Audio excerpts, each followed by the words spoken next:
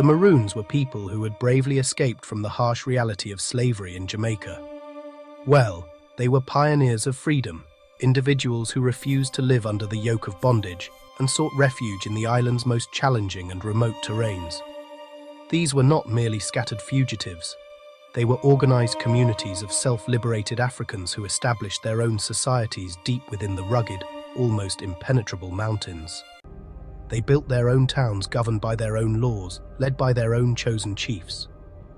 For many long and difficult years, they fought fiercely and successfully to defend their liberty against the powerful British colonial forces that relentlessly sought to re-enslave them, building a powerful legend of resistance and autonomy. One of the most prominent and formidable of these groups lived in a settlement known as Trelawney Town, nestled high in the cockpit country of Jamaica.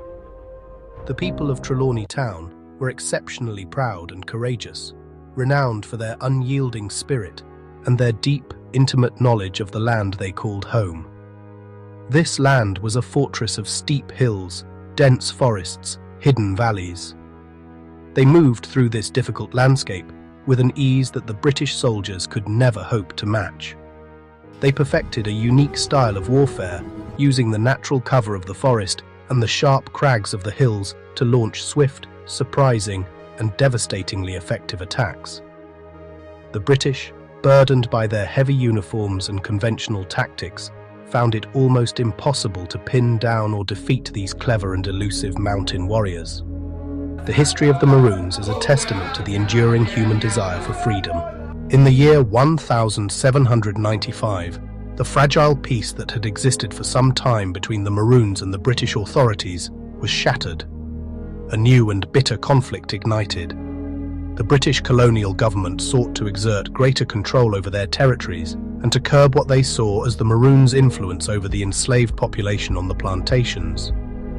A minor incident involving the public whipping of 2 Maroons for a small crime was the final provocation that led to the outbreak of what became known as the Second Maroon War.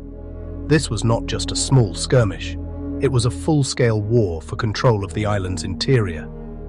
The Maroons of Trelawney Town, true to their reputation, fought with incredible skill and determination. They used their superior knowledge of the difficult terrain to their full advantage, luring British columns into ambushes, then disappearing back into the dense, misty forests like ghosts. They won many of the initial battles, inflicting heavy casualties on the better equipped but less adaptable British and colonial militia forces.